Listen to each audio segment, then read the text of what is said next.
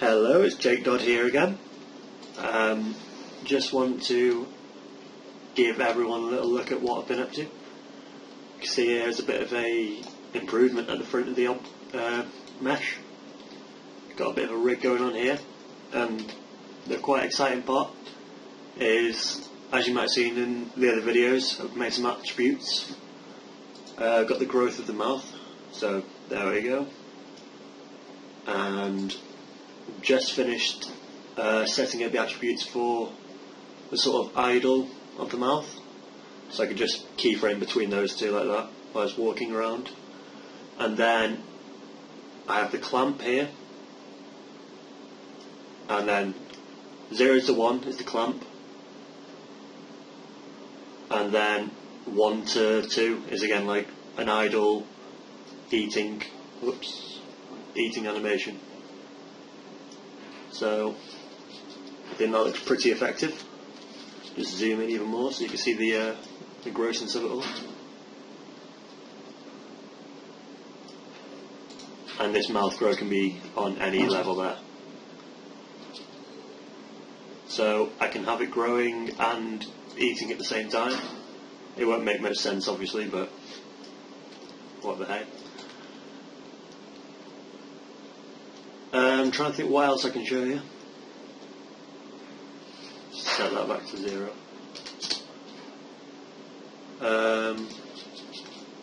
I've finished up my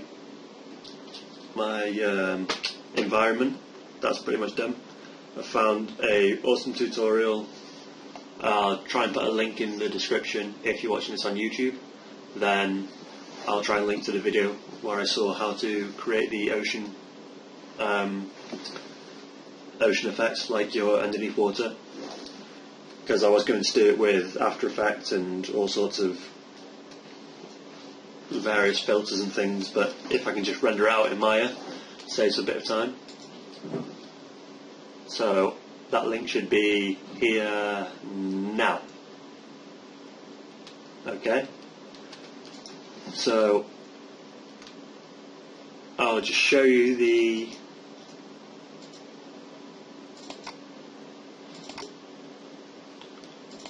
environment. That's not it. Okay, so here's what I've been doing with the Z depth. I've been using a bit of well, basically about the depth to add various effects in After Effects and things. So I'd use that Z depth on top of this layer. So you'd have this, and then the blur would be affected by this. So where it's darkest, where you can set where you want the blur to be. So that's a value of 0. About here would be 1, about at the whitest part.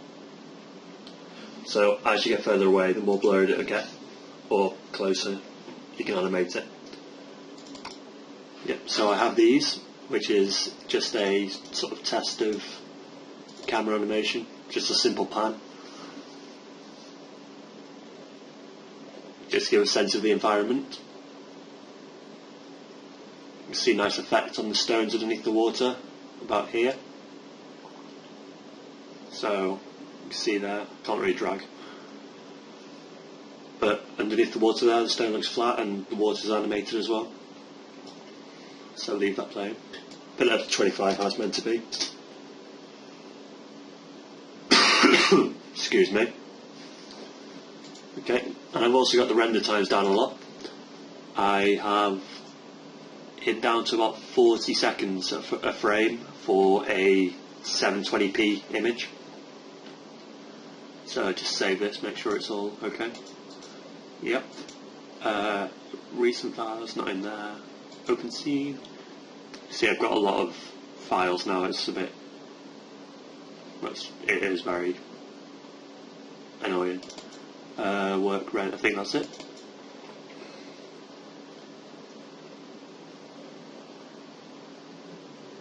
Yep. Okay, so you can see here I'm at 640 by 480, just so I can quickly get the renders done for testing purposes. If I just come down here, so it's at 720 HD. That should be good. Now if I just give that a quick render.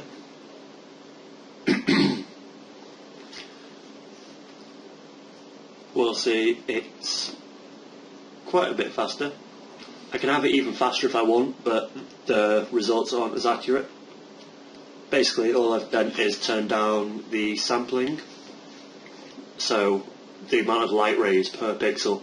So it's between 1 light ray per pixel and 4 light rays per pixel.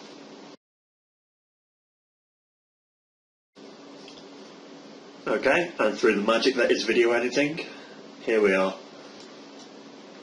And that's 1:43 for that shot.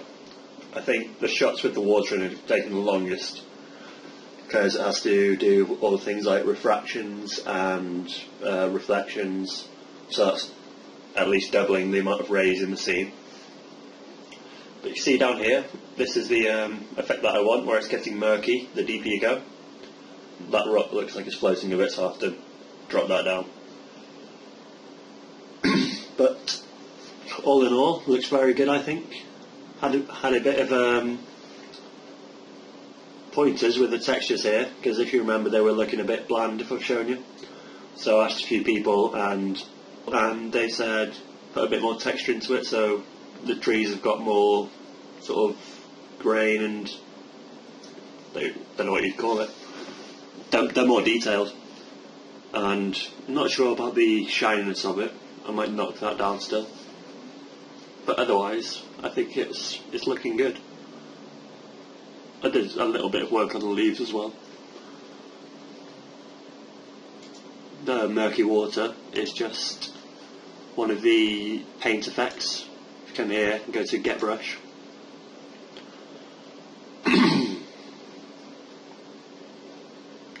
we're in Ocean Examples. Just pull that out a bit. Come down to Underwater Caustics. And you can just drag that into your scene, and it'll put the default setup in there. I think I might still have the camera in there, yeah, underwater cam. So that's that pretty much. It just makes some cool things like this environmental frog. Okay.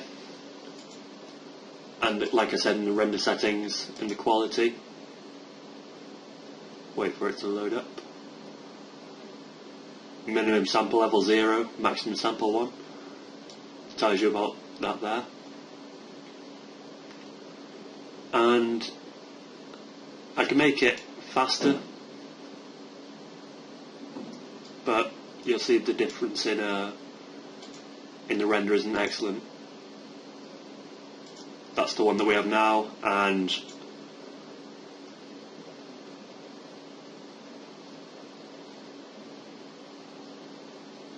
you can see we get some jaggedy edges on here. You can see how much faster it is though. So depending on how much time I have left towards the end, I might be using this setting for some separate shots. Although my plan is to go for one continuous shot. Yeah, you can see here at the water edges, you get this aliasing on the edges. So it's not perfect, but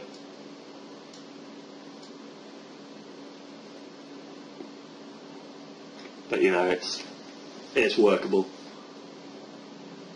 See, this one's a lot softer on the leaves. It's got a bit more, the water levels flat. It just generally looks better. This one's got a lot of dots instead of streaks for reflections, which obviously the rock's a bit different than the fog colour too, but you see it's a whole minute's difference render time. And over 1,500 frames, 1,500 frames, that's obviously 1,500 minutes, but you know, it's a significant amount of time. It's 25 hours, isn't it? So it's a whole days of rendering which can be saved if you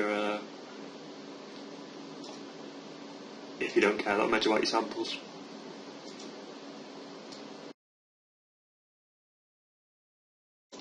Okay, thanks for watching. I've been Jake Dodd. Hope you enjoyed it. See you next time.